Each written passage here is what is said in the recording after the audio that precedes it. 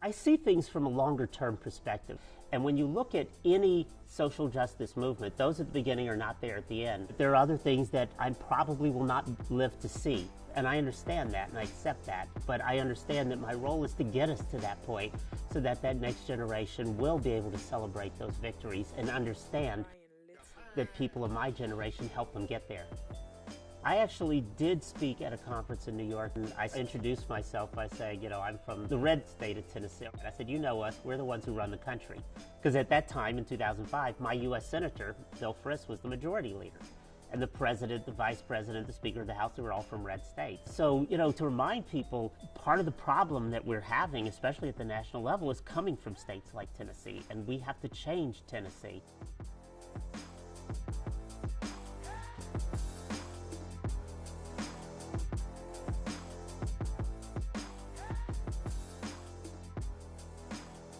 So I point out a lot of people have seen Schoolhouse Rock and how a bill becomes a law.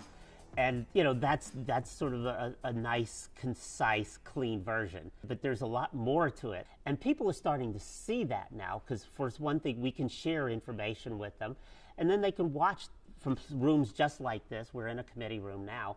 And they're able to watch live video, and they can see the testimony. They can see the questions and comments made by the legislators in these seats around me. And they're starting to realize this is how government operates, and this is how their rights are being defined by other people. And I want to ask the clerk to go ahead and call roll. Representatives Beck, Carter, Cassada, Daniel, Fogarty, Hardaway, Rogers, Stewart, Terry, Vice Chairman Moody, Chairman Farmer. Present. This history of TTPAC, we were formed in 2003 because at that time there was a local non-discrimination ordinance introduced in our council that left out trans people.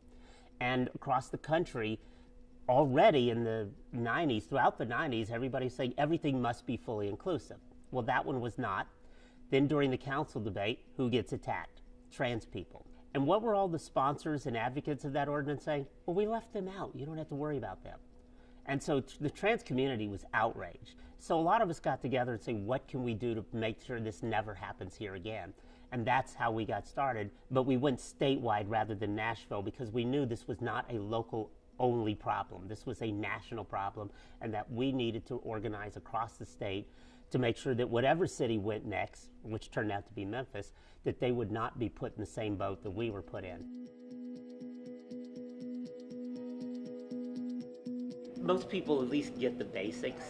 You know, the hard part is getting them to understand how to deal with individuals, and that sometimes they think I'm the one who's going to convince everybody. And it's like, no, that's not necessarily how it works. The real strategy is numbers. Because if you walk in with 10 people, they're like, whoa, and you've traveled 100 miles to get here, legislators will go, really? They'll take you know, note. maybe I haven't seen this part of my constituency. I need to pay more attention to this. Then they still vote against this, but but at least they try to pretend they listen. Seen, yeah, and so they can't deny that they've seen and heard from trans people. This bill hasn't passed yet, but everyone's come here before us is saying that they're currently, it's not working right now. They're victims right now. So whether this bill passes or not, it doesn't really change the situation, does it? Well, actually, we believe it will make things worse because once this becomes law, it would give people an excuse for harassing anybody who doesn't look right. You know, that you don't look properly masculine enough or feminine enough, and so I'm going to demand your documentation. I know there's a lot of fear of what trans people may or may not do in bathrooms in the same way that a lot of us fear tarantulas, but they're not actually harmful. You know, there are these myths and these stereotypes out there about trans youth. But when you look at the actual numbers that have been produced, especially in about a dozen states, looking at bathroom incidents, they can't find one single incident perpetrated by a trans person in those restrooms. But lots of documentation showing many, many incidents, and of course studies done with transgender Tennesseans showing that they're the victims of this. And we believe that that would increase with this bill, and that's why you heard from the Tennessee Suicide Prevention Network a few minutes ago. In politics, you have to build a majority coalition, and the trans community is nowhere close to being a majority coalition. So we have to work with other groups, and we find ways to overlap. It's very intersectional. So with the Tennessee Immigrant and Refugee Rights Coalition, for instance, you know, there are issues of documentation. The bathroom bill here requires you to use it based on a birth certificate.